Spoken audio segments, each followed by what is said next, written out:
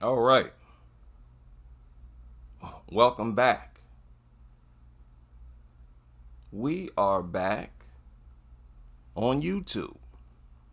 And I'm back dealing with Kristi Noem related articles, news reports. I keep a close eye on Kristi Noem.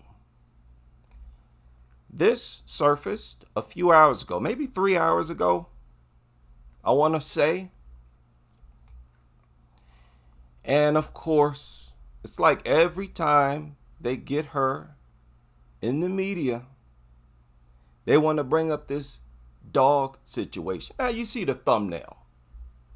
I'm not going to have no, elaborate build up and reveal anything new to the listeners.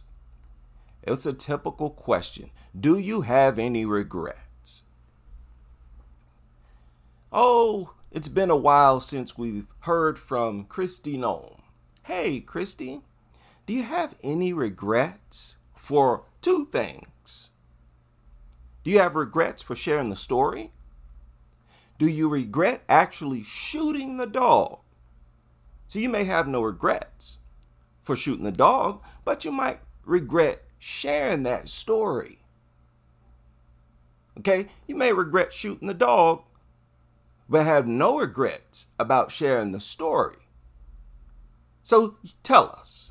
So that's what she asked. That's exactly what Dana Bash asked her. So let's listen. It's not that long. See, you mentioned your book, so I'm going to ask you about that because in that book, No Going Back, you came under pretty intense criticism, even from some members of your own party, because you shared a story about shooting and killing your 14-month-old dog, Cricket. Now that you've had time to process all of that, in all candor, do you have regrets? You know, that story is a 20-year-old story of a mom who made a very difficult decision to protect her children from a vicious... Boom! Let's stop right there. Because the dog world, they don't appreciate the significance of that statement. First and foremost, as a parent, your job is to protect your kids. Before your nuttery, dog lover, get that through your thick skulls. The safety of a person's kids far outweigh love for a dog. Vicious animal that was attacking livestock. And there you go. Describe it as that. As a vicious animal. Don't call it a pooch. Don't call it a dog. It's a vicious beast. Made a very difficult decision to protect her children from a vicious animal that was attacking livestock and killing livestock and attacking people. So it's in the book because it was difficult for me. And there's a lot in that book that I think people need to read. I don't know if you've read it or not. I read the whole thing. But it wouldn't be in the book if it wasn't a very hard situation. Oh, good. Well, I'm glad you did. Thank you for doing that. But there's a lot in that book that's very important, and I hope people will read it because it's a how-to guide for the average citizen on how to get their government back and why I believe that we need to have President Trump back in the White House. Yeah, I did read the whole thing, and so I have the entire context of that incident. Good. And let me say, listen, all the Trump people, all the Biden, we got to get Biden out of here. I don't care what Trump has done. I don't care.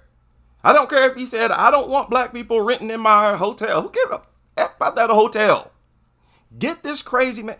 Did y'all hear his address a few days ago? Joe Biden. Okay, this is not a political channel. I don't want to get political here. Let's get back to the subject here. Let's get back to the subject. I'll save that for a different channel. Back in the White House. Yeah, I did read the whole thing, and so I have the entire context of that incident. Good. And so what I'm hearing is no regrets, not just about writing about it, but listen to how she went right back to it. She just answered your question, ma'am. She just answered your question. She has no regrets. And she goes right back. She wants to, hey, let me ask in a different way. Okay, Dana. Yeah, I did read the whole thing, and so I have the entire context of that incident. Good. And so what I'm hearing is no regrets, not just about writing about it, but We've of covered this. actually Yeah. shooting the dog. We've covered this, and I'm a mom and protected my children from a vicious animal. We just had a Yeah, say it again. Now listen closely. Listen closely to what she says after. I'm going to back this up just a little bit. I don't want you to miss nothing. Yeah. Shooting the dog. We've covered this, and I'm a mom and protected my children from a vicious animal. We just had a 9-year-old boy in South Dakota killed just days ago from a dog. That happens. And That happens when you do things like what the dog lovers suggest Kristi should have done. When you have a dog that is displaying aggression, actually attacking people, actually killing living organisms, you don't keep it. You put it down. You take it to a shelter and you tell them to euthanize it. Or you euthanize it within the parameters of the law, which is what she did. Took care of it herself, which is far more responsible than taking it to a shelter. Do a Google search. Woman takes dog to shelter to have it euthanized, and they put the dogs up for adoption. That's what they do at shelters. They don't care that it's aggressive. They will try their best to keep it alive and adopt it out. Shelters have been proven to be crooked like that.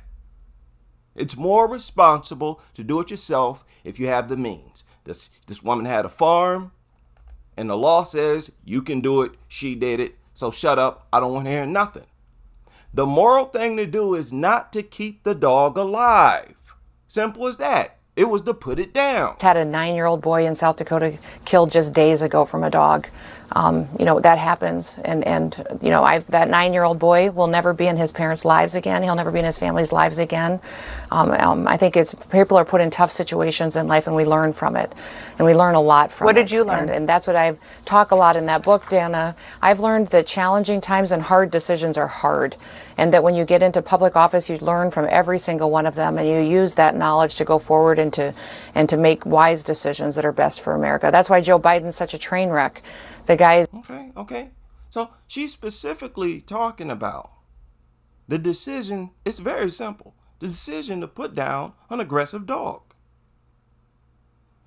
See, this is what the dog lovers don't understand. They don't understand exactly when it's appropriate to put a dog down. They let dogs get away with murder, literally. These things will launch physical attacks. Dog on the figure, oh, because you didn't die, I'm going to keep my dog alive. As long as there's no fatality, and sometimes after there is fatalities. And we know that they keep dogs after their dogs kill natural animals. Like if it's a non-human fatality, there's a huge chance the dog owner is going to keep that dog alive. You're not going to put the dog down just because it killed a rabbit. That's seen as sport. Dog lovers, really, they want to record stuff like that and share it. They love seeing that. So let's get real, man. What you're supposed to do when you have a vicious dog that she clearly said was not trainable, you put it down. You don't treat it like a human baby, which is what the dog lovers, I hate seeing them get away with this, trying to project the dog as if it's as valuable as a human toddler. It is not. It's not even remotely close. She had to make a choice between the safety of her family and a worthless mutt. And you use that knowledge to go forward and to make wise decisions that are best for America. That's why Joe Biden's such a train. It's the wisest. Now, see, I almost view Kristi Noem's presence as a test a way of testing the general population to see exactly how civilized they are. It's checking their mind. If you support Kristi Noem, you're in your right state of mind. You're a civilized, normal human being. If you're against what she did, you need to go get your head examined. Go get your head examined. Y'all getting people hurt non-stop. She did exactly, if all of you did this, had your dogs put down after the first display of aggression, there's no telling how many attacks and fatalities could have been prevented. Train wreck. The guy's 80 years old and making the worst decisions I've ever seen him make in his entire life and destroying our country, not just on the foreign policy stage by what he's doing in the Middle East, but also what he's doing on our economy, and he's putting every other country and our enemies in front of America. And I think that's just horrible right now. Do you realize, Dana, that what he did last week is that when the Trump verdict came out in his trial, Joe Biden held Okay. I think that's all she had on the dog situation. Again, this recently happened. This interview was just made available a few hours ago on the internet. I believe this is a very recent interview. See the date, June 9th. It's crazy to me how the dog-loving world still feels like they have some type of moral high ground. They still feel like they have some type of advantage in this debate. And that's all this is. This scenario with her putting the dog down, it's just a debate. Okay, let's discuss. Was this appropriate or was it not? It 100% was. And I don't have to get extreme to prove it. It's not extreme. This is actually what a responsible dog owner is supposed to do. You know what's irresponsible? You know what's actually immoral? The immoral thing to do is keep it alive. Continue to bring it around other people. Continue to keep it alive to endanger other. You know it's a threat. You know it's unstable. So you continuing to bring it around people, you're the immoral one. Nobody cares how much it hurts your heart for a dog to be put down. Animals get put down all the time anyways and end up on your plate. Where's your protest against that? Let's just deal with logic. It's just a conversation. Y'all want to have this debate and y'all won't let it go. You lost this debate. I don't care if I'm the only one that acknowledges and proves that. You see, nobody has challenged me on it. Go check my comment section on the videos I did on this situation. There's nobody seriously challenging my position on this because they know better. Y'all only can go after like people like Kristi Noem, and she's putting you in your place. Everything that she is saying is spot on. Granted, she's not getting as deep as I would, but she is exactly right. And what she's proved is that the majority of people in at least the United States are unhealthy people, mentally unhealthy. The result of their unhealthy mentality is deaths. Don't tell me I'm being offensive or disrespectful by saying that a lot of people in this country have mental illnesses. Several psychologists have already come out and said it themselves. Several have said that mental illness is rampant in the United States, but they never said specifically what kind of mental illness. I'm giving you one example. The proof is in the fact that what y'all do, y'all's practices, y'all's suggestion actually gets people hurt and killed. Y'all just making the decision to keep dogs alive. I mean, first of all, bringing them in the community, period. But the decision to keep them alive after they display aggression, that has caused a huge number of attacks. Whereas, had they put them down the first time the dog has shown aggression, you would have saved a lot of lives.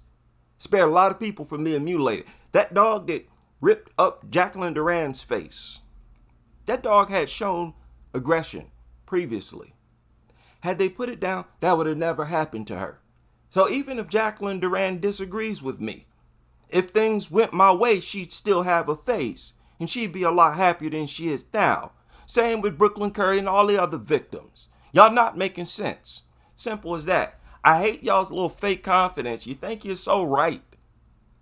That burns me up how right you think you are. Come tell me how right you are. Come tell us. Talk to us about it. See if you get a standing ovation. I badly want these dog advocates to know that there is a population of people who laughs at their rhetoric, at their dog pride. I guess that's what this is. Oh, we're going to rally for the dog no matter what, whatever. I'm not buying it. And y'all have yet to take on a true challenge, critic to your rhetoric. And it's really, these people are out of line for like ignoring these points that Kristi Noem makes. You notice that? They never respond to the things that she says, the points that she makes. They don't respond to it. Story about shooting and killing your 14-month. Yeah. And it goes under the radar for a lot of people. They have never responded to Kristi Noem's reason for putting the dog down. You know, that story is a 20-year-old story of a mom who made... My point is, why don't these dog people say something like, hey, Kristi, your kids were not in danger. Why don't y'all go after the direct point she's making? She's saying her family was in danger. That tops the list as the number one problem presented by this worthless dog. Challenge it. Y'all don't. You just go around insisting that you're right and she's wrong. Get out of here. The adult world don't work like that. Y'all preschoolers when it comes to debates. If that's what you call a debate. Oh, no, I'm right and you're bad. It's a dog and dogs are wonderful. No, it don't work that way, nutters. Where's your response? Made a very difficult decision to protect her children from a vicious animal that was attacking. She and her family was in danger. What do you have to say? Let's treat this like a courtroom, Dana. She just objected. And she said her family was in danger. Can you prove that her family was not in danger? Let me warn you, counselor. Kristi has more examples than she has time to share with us. So make sure you got examples of what you're talking about. Can you prove that her family was indeed safe? No, you can't. Why don't we apply courtroom tactics to all debates like this? Dana, can you prove that her family was not in danger? Do you know how many stories there are of a dog that has killed, attacked a child, and later it's discovered that that dog had previously shown aggression? Those stories prove that what Kristi Noem did saves human lives. So you're up against it. Do you need a timeout? Do you need a break, counselor? Do you want to postpone this until tomorrow, next week? You need time to get your story together, don't you? Y'all, in a real respectable debate, dog lovers are pathetic. Y'all's arguments are painfully weak. And it just burns me up how y'all think you're not wrong. You think you're right, and it's funny. It really is funny. But listen, have your little fun. Just understand, we're out here. We see you. The real smoke is out there. I don't want y'all to think that you have no critics. Definitely don't want you to think that. And it seems like, and I say that, it seems like this was a test, the Kristi Noem test. Let's test the waters. Let's see exactly how much influence dog culture critics are having on the overall population. That's what it felt like to me.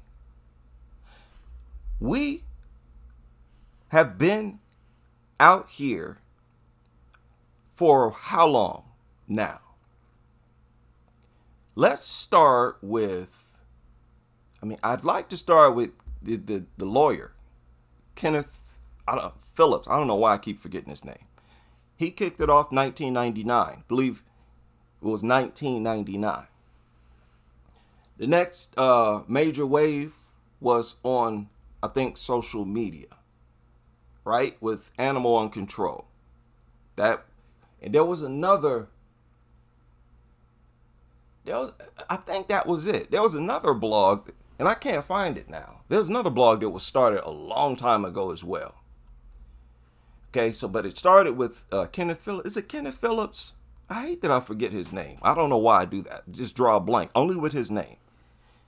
And then I think it was 13 years ago, Animal on Control. And that's a very thorough blog for those of you who haven't looked at it yet.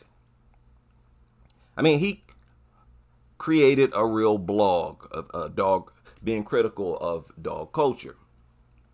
After that, dogsbite.org. That was a serious critique of at least bully breeds. It really was. And it went viral. That website really went viral. Now, I don't know what came first, but that was a different type of platform, dogsbite.org. But we were here. Our narratives, for the most part, were here. Pitbull victim awareness, right? One of the early presence on the internet. Okay, so after all this time, you might want to wonder, how much of an effect is this criticism of dog culture, dog ownership? How much of an effect is it having on the general population? Well, let's throw a test dummy out there with their talking points. What's the most extreme thing that you could possibly do? Well, kill a dog. Well, let's say she did something like this, because it shows that she was not a hardcore. What she did was treat the dog like an animal, just another animal. What she did was refuse to deify it. She refused to hold this dog to a level higher than the livestock on her farm, which is what you're supposed to do. But really with dogs, us as humans supposed to get rid of them. That's the same thing to do. Anybody against what she has to say has bought in to this idea that dogs are people. Just flat out. That's what it is. Let's just see how sane the general population is. Now I'm saying that myself. Each and every one of you that got something against what Kristi Noem did, you are one of those people who have made dogs human. You've humanized them, which means you're out of your right state of mind. Now, what percentage of the population do you think disagreed with Kristi Noem? The vast majority, wasn't it? Scary times we're living in. Very scary times we're living in. If you've been on the wrong side of the fence, you better hop on the other side right now. Being a nutter, there ain't nothing cool about being a degenerate. Degeneracy is example of degeneracy is a person who knowingly brings something deadly, dangerous, and lethal, something with a preference to attack small people, constantly bringing it around people and their families. Can we pay attention to the lunacy in that behavior, please?